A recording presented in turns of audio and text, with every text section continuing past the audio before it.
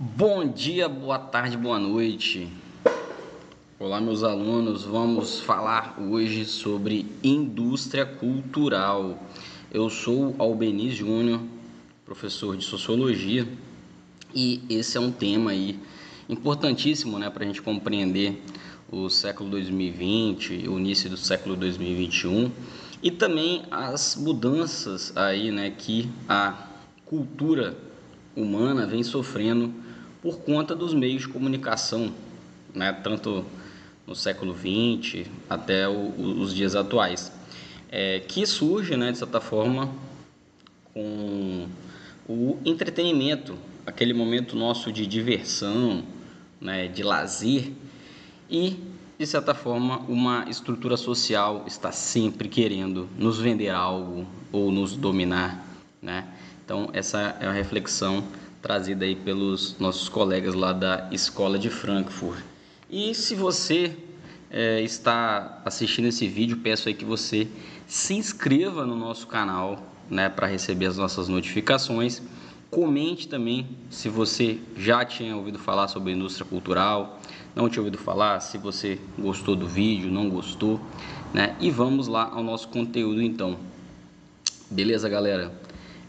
Nossa ideia básica aqui então é tratar, né, fazer uma pequena recapitulação, porque de certa forma a apropriação aí da cultura, né, como um conjunto de normas e valores sociais, ela vai trazer âmbitos, né, questões aí como cultura na perspectiva material e na perspectiva imaterial também, né?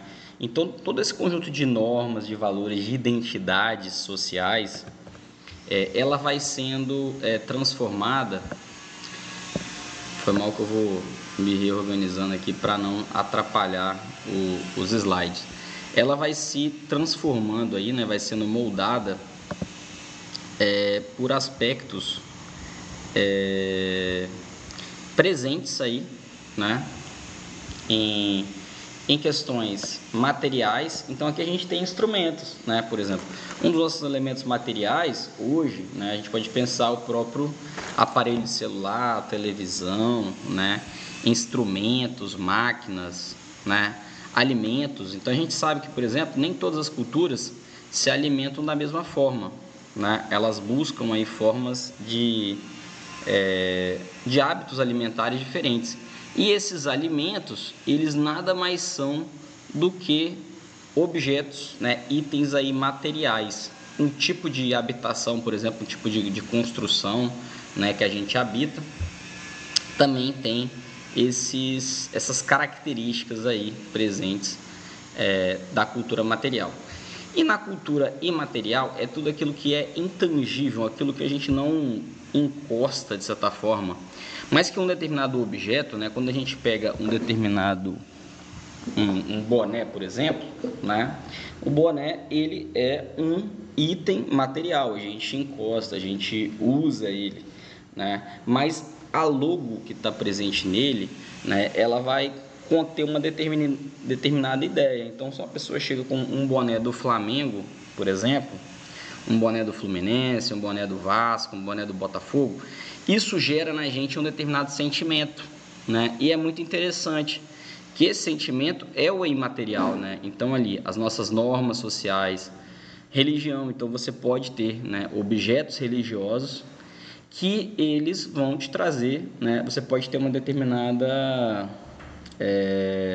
uma escultura que não te traga nenhum sentimento, por exemplo, mas pode ter uma escultura que te traga algum tipo de sentimento, algum tipo de norma de comportamento, né? Ideologias também, propriamente aí outros tópicos, né, como ciência, artes e o folclore também, que entrariam nesse âmbito imaterial, né, vamos dizer assim. E esse paralelo é importante para a gente entender um pouquinho dessa relação entre capitalismo e cultura, né, onde entraria ali o tópico da indústria cultural.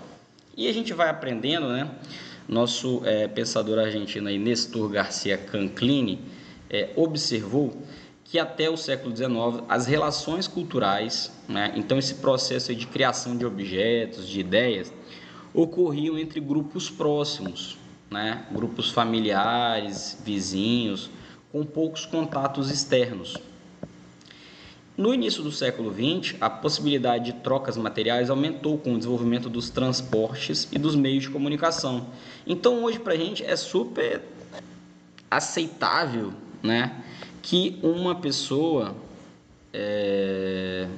aqui, né, no norte do Espírito Santo, né, na cidade de São Mateus, ela seja apaixonada, por exemplo, por anime, por K-pop, pela cultura coreana ou pela cultura americana também, né? Já que a gente tem acesso a isso desde pequeno, desde criança aí, a gente vai tendo acesso, né?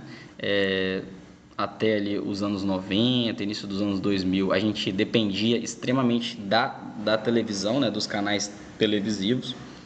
E a gente passa a ter esse acesso aí dos meios de comunicação mais dependente da internet e dos vários aplicativos aí das redes sociais, beleza? Então, isso faz com que no final do século XX e século XXI, de uma forma muito mais exacerbada, né, a gente tem aí um aumento dos meios de comunicação. E com isso, né, vamos dizer assim, um aumento, vamos fazer um gráfico aqui mostrando um mega aumento dos meios de comunicação, e isso faz com que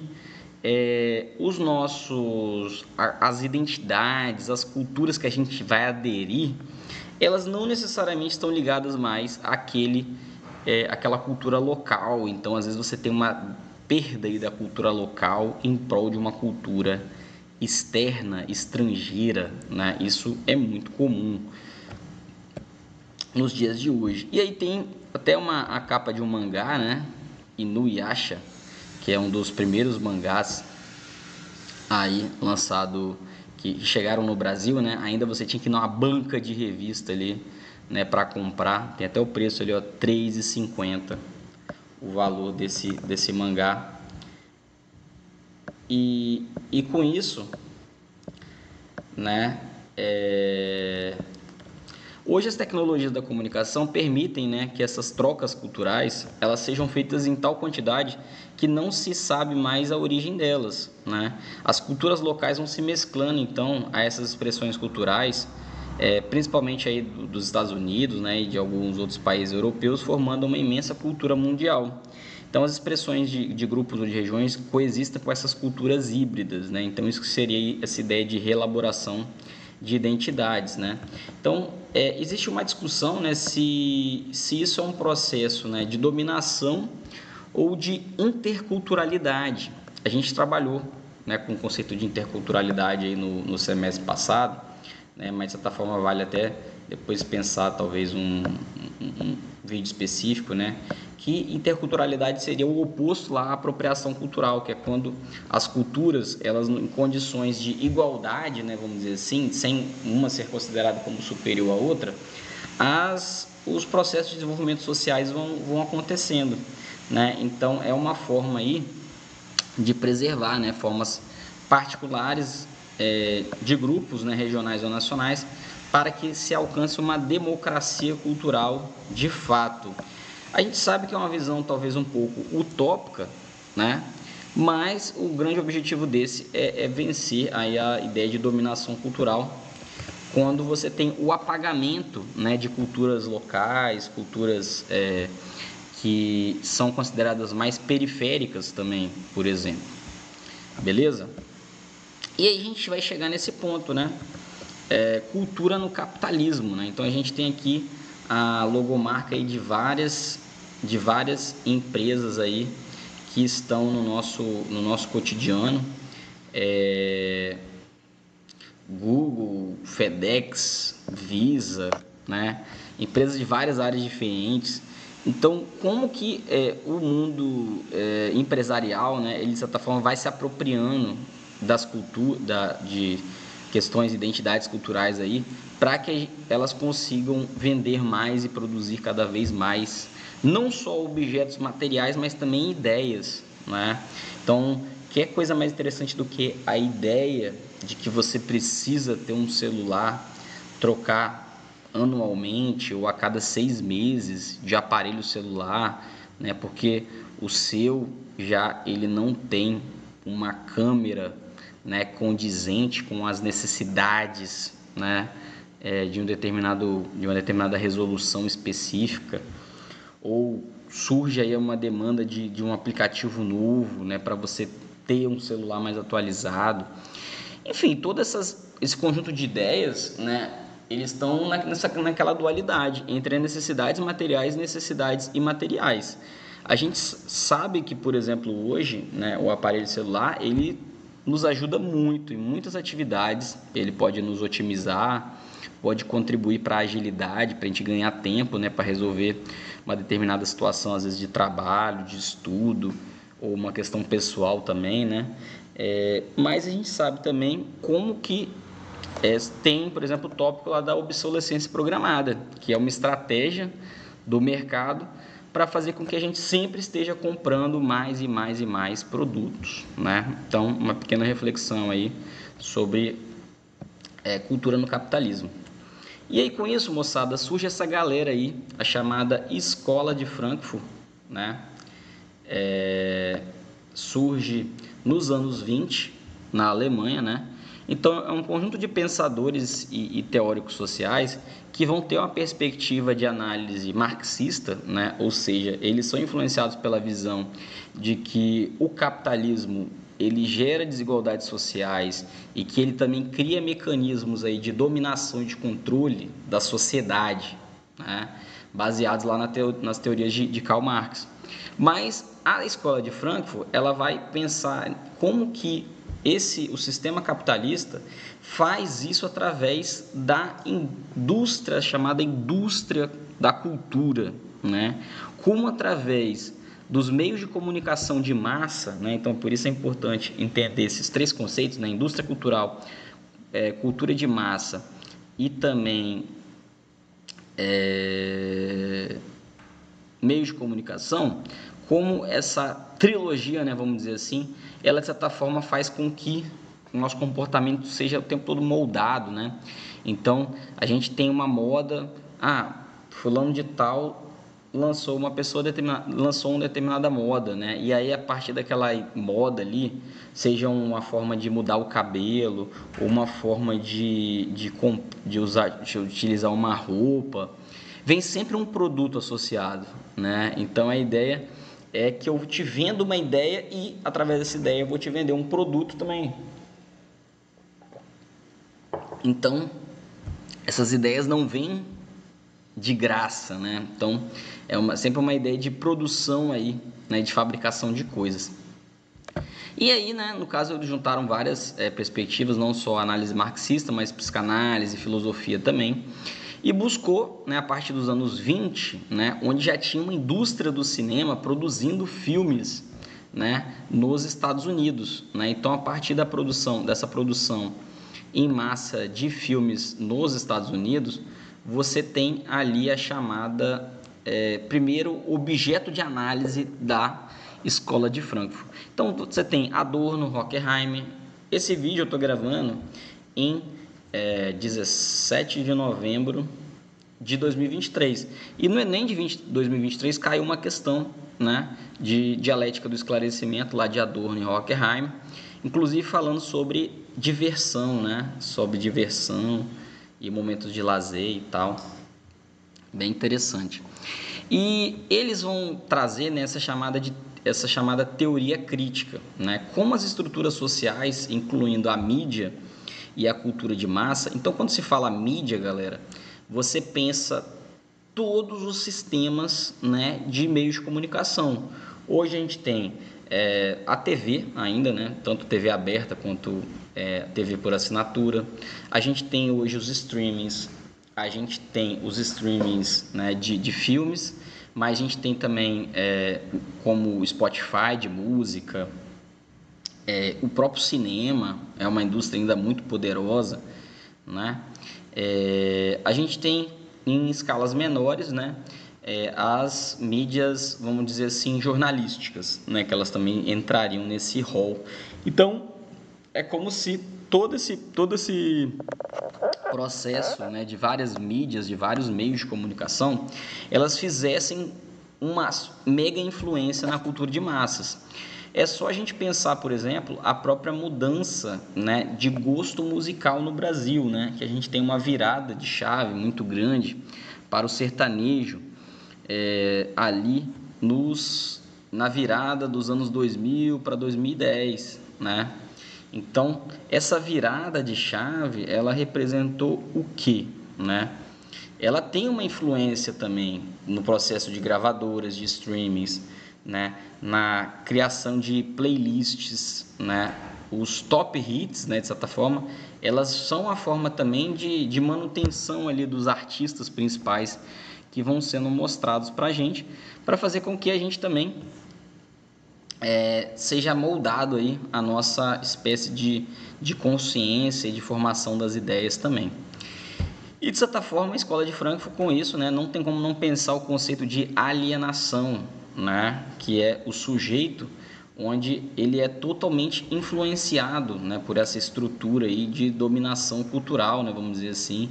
E isso tem um processo de autoritarismo, porque você acaba não permitindo, né, com que as pessoas possam se expressar como elas queiram, no sentido de uma diversidade de gosto musical, por exemplo, né?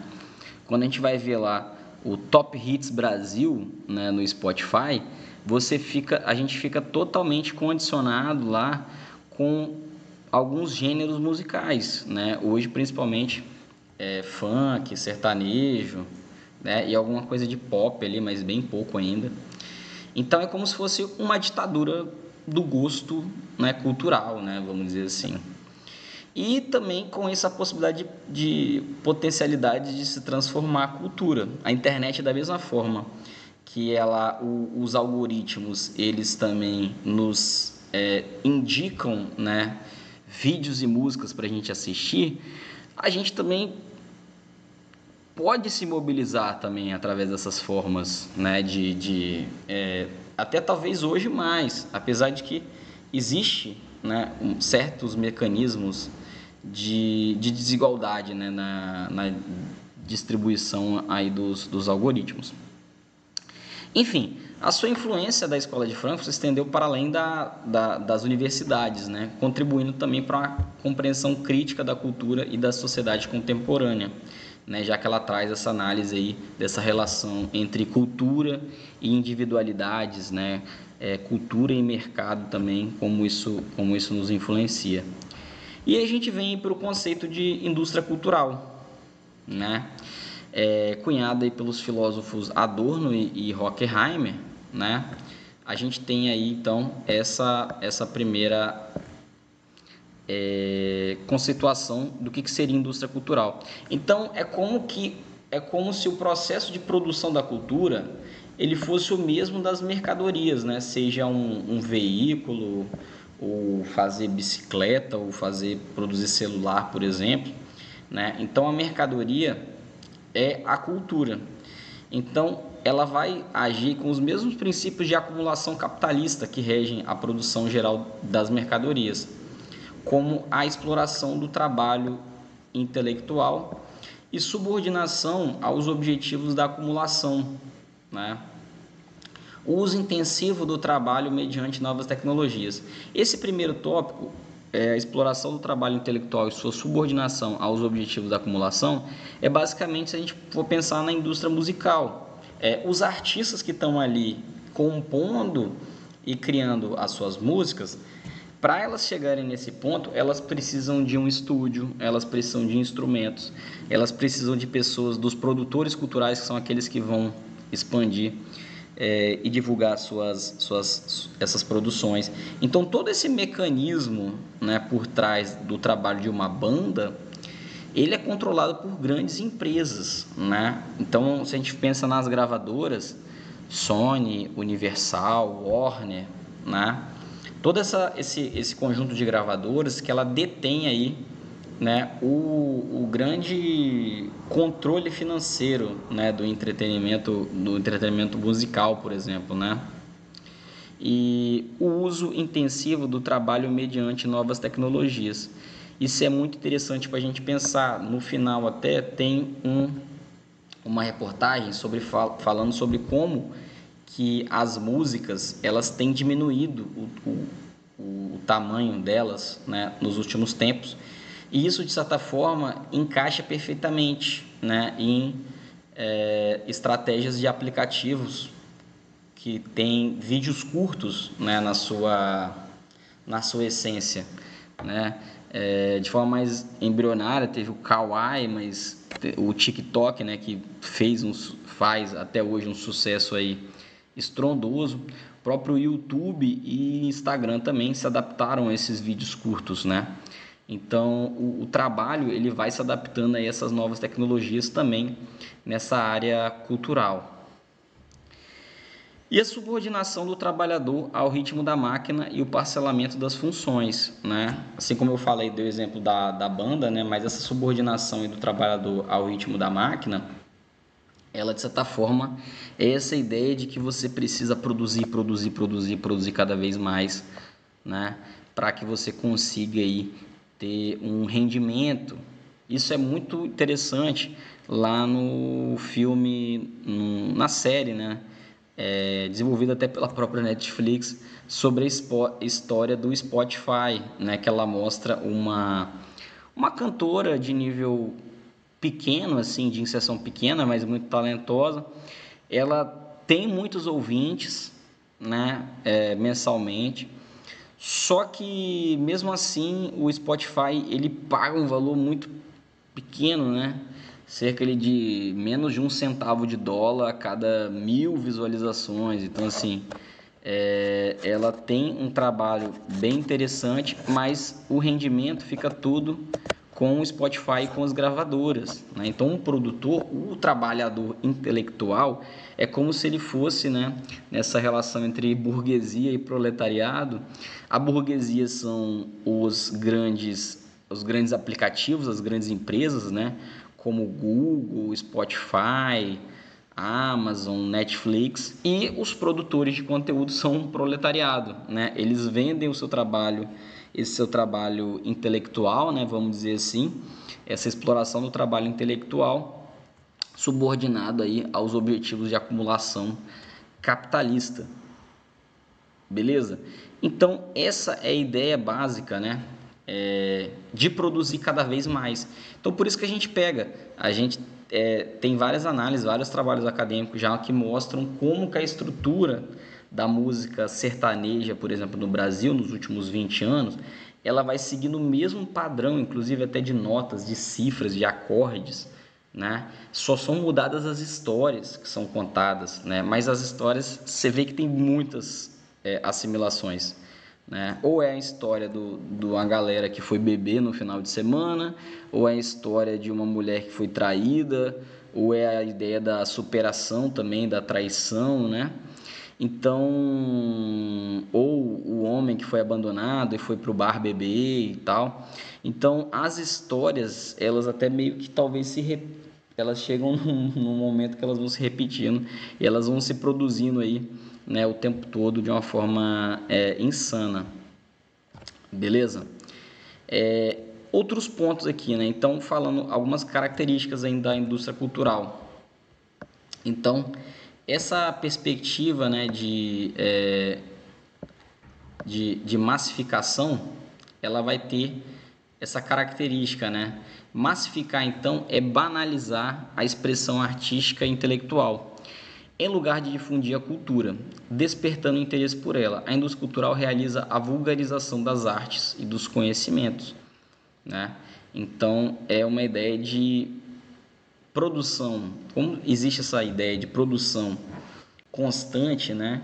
Então, muitas bandas às vezes são criticadas porque param, né? Ou ficam um tempo sem produzir alguma música nova, mas na verdade a expressão artística, intelectual, ela não precisa ser produzida de uma forma. Eu particularmente sou apaixonado por músicas mais antigas, né? Até anteriores à minha juventude. Se eu pego propriamente um Belchior, Beatles, ou até bandas da minha juventude, né, tipo Red Hot Chili Peppers, Offspring, Green Day, são músicas que foram produzidas lá nos anos 2000, mas até hoje elas me satisfazem, né? Ou até o samba brasileiro também, MPB, Chico Buarque, Caetano Veloso, Gilberto Gil, enfim, você acaba com isso, com essa necessidade de sempre estar produzindo músicas, filmes, fazendo um serviço de má qualidade, vamos dizer assim, como é chamado ali de banalização e de vulgarização das artes, né, e do conhecimento. Então, algumas características lá da indústria cultural. Elas vão separar os bens culturais por seu suposto valor de mercado, a obras caras e raras e obras baratas e comuns. Então, a indústria cultural introduz a divisão social entre elite cultural e massa inculta, né? Essa questão aí, ela vai trazer a temática da cultura erudita, né? A cultura erudita, ela é como se pensar uma obra de Van Gogh ou de Tarsila do Amaral, por exemplo, né?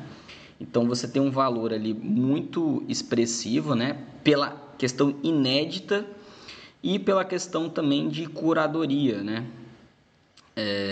De uma determinada obra, de uma obra artística. Ou às vezes um violão, né? Que foi produzido, né? Por um luthier extremamente premiado, por exemplo, né? A gente pode pensar até no ramo hoje, né, de vinhos e de cervejas especiais, de café especial também, né? Então, você vai trazendo aí uma espécie de cultura erudita e de uma cultura de massa inculta também, né? Apesar de que essa ideia da cultura de massa, ela também às vezes chega em pessoas da elite financeira, né? Então, não necessariamente, é claro que a elite cultural, a maioria das vezes vai acabar sendo uma elite financeira também, porque esses objetos artísticos e culturais, eles são extremamente caros, né? Por mais que você possa ter pessoas de classe trabalhadora, classes sociais mais baixas, classe média, que admiram, né, determinados objetos, mas não conseguem adquiri-los, né, ou necessariamente, ou talvez nem irem, né, em exposições artísticas pela questão do valor, né, mas isso não quer dizer que as pessoas não tenham esse prazer. O segundo tópico, né, cria a ilusão de que todos têm acesso aos mesmos bens culturais, cada um escolhendo livremente o que deseja, né? Então, essa ideia de liberdade, de democracia, ela é complicada, né? Se você o tempo todo passa por aquele processo lá de dominação cultural, desde de novo, né? Passa a ouvir determinados tipos, né, de música, de filmes. Então, não necessariamente na Escola de Frankfurt tem aquela crítica lá do autoritarismo da cultura também. Então, a indústria cultural ela vai vender cultura tanto para criar uma figura chamada espectador médio, ouvinte médio, leitor médio. A média é o senso comum cristalizado. Então, é basicamente isso. É só pensar nas listas, né, de top hits. Elas geralmente vão ser essa ideia, né, do ouvinte médio, ali, do espectador médio também e tal. Nos livros, a gente pode pensar os best-sellers também, né, que acabam se enquadrando nesse tópico. E define a cultura como lazer, entretenimento, diversão e distração, de modo que tudo que nas obras de arte e de pensamento significa trabalho, sensibilidade da imaginação e da inteligência, da reflexão e da crítica não tem interesse, não vende, né? Então, por exemplo, o que eu estou fazendo aqui agora é como se fosse algo que a maioria das pessoas não vão ter, talvez, interesse, porque é como se você estivesse fazendo uma crítica à diversão, um momento de diversão e de lazer, né? Não, professor, meu momento de lazer é ouvir música sertaneja, é assistir vídeos no TikTok de pessoas dançando, de pessoas apenas se alimentando, né? Mas o grande problema não é só falar, não, o problema não é talvez só em si o consumo, mas a crítica, né? Ou você pensar até a diversidade, falar, pô, não, isso daqui, só consumir isso também não é legal, também. Se a gente for até analisar lá, por exemplo, a neurociência, né? os conhecimentos psíquicos, a diversidade de música, a diversidade de saberes que a gente tem acesso, ela também é até importante, né, para o nosso desenvolvimento aí cognitivo, né, de uma forma que a gente não fique habitolado ou até alienado mesmo, né. E aí, por fim, né, a cultura de massas e os meios de comunicação, né, que acabam sendo um tópico muito importante também. A influência dos meios de comunicação, a gente já abordou um pouco sobre isso, né, mas até a figura mostra um pouco ali uma pessoa controlando, né, toda a humanidade através de um aparelho celular. E então é só reverberar, né, que a televisão, o rádio, o cinema e a internet, eles têm esse papel de disseminação, né, desses produtos aí, dessa cultura material e imaterial disseminado. E essas mensagens e valores, né, vão sendo transmitidos através desses meios como uma forma de moldar as nossas percepções e o comportamento das pessoas, né? Então a gente acaba sendo moldado, né? Todos nós, mesmo se você é moldado às vezes pelo top hits, ou se talvez você também tenta ir através da contracultura, né? Provavelmente hoje você vai ter acesso a um tipo de música, de filme, ou alguma informação, né, dessa perspectiva cultural, através de um desses meios também, né, como se a gente estivesse hoje numa teia de difícil saída, né, dessa dominação cultural dos meios e das mídias de comunicação. Então, esse consumo cultural ele acaba sendo um pouco, né, dos contextos aí que a gente vai vivendo em sociedade, né? Seja o nosso contexto político, econômico, social também. Então, você tem esse contexto da produção em massa, em série, né? Os tópicos liberalismo, globalização e tecnologias, né? Então, a gente tem aí esse encurtamento do tempo e do espaço, e também essa transição, como a gente já abordou anteriormente. Então, eu vou dar uma passada rápida aqui, né, sobre isso. E aí no final, né, como eu tinha abordado, né, tinha falado uma reportagem aí, né, do site Metrópolis, que ele trouxe, né, um levantamento realizado da M-Dados, mostra que as principais faixas lançadas no Brasil estão mais curtas. As músicas diminuíram 10 segundos nos últimos 3 anos, saiba o motivo, né? O grande motivo é a influência das plataformas digitais, né? Então, como eu falei, você vem hoje as plataformas digitais, elas têm investido nos vídeos curtos, né? Kawaii, TikTok, o Reels do Instagram, os Shorts do YouTube, o próprio WhatsApp criou também um status também, né? Para você fazer uma postagem rápida ali. Então, de certa forma, isso vai impactando. E isso é uma forma também de cerceamento, né, da liberdade, porque eu já ouvi até uma frase do Xamã, né, que é um rapper, ficou conhecido ultimamente com a música Malvadão, né? O Xamã teve uma fala muito interessante, que ele falou assim, que ele passou, né, a fazer músicas comerciais, mas ele também tem uma banda alternativa lá, que ele falou, não, aquilo lá que eu gosto, né, uma banda até que mistura elementos do rock, do hardcore e tal. Mas ele falou, cara, eu precisava me inserir no mercado, de alguma forma, né? Então ele se inseriu no mercado, mas ele também tem uma outra banda alternativa que ele faz o tipo de música e com certeza, né? Eu cheguei até a dar uma observada, não faz tanto sucesso, né? Não chega nem no 1%, aquele 1% vagabundo, como diria o Wesley Safadão, em comparação com o trabalho que ele faz como no rap mais comercial mesmo, né? Beleza? Então, moçada, é esse, né, o nosso conteúdo aí sobre tratando indústria cultural, escola de Frankfurt, cultura de massa, influência dos meios de comunicação e das mídias na sociedade também, beleza? Se você gostou, né, compartilha, curte, comenta. Se você não gostou também, comenta falando o que você não gostou do vídeo, qual a sua crítica, né? Um abraço a todos e até a próxima. Valeu!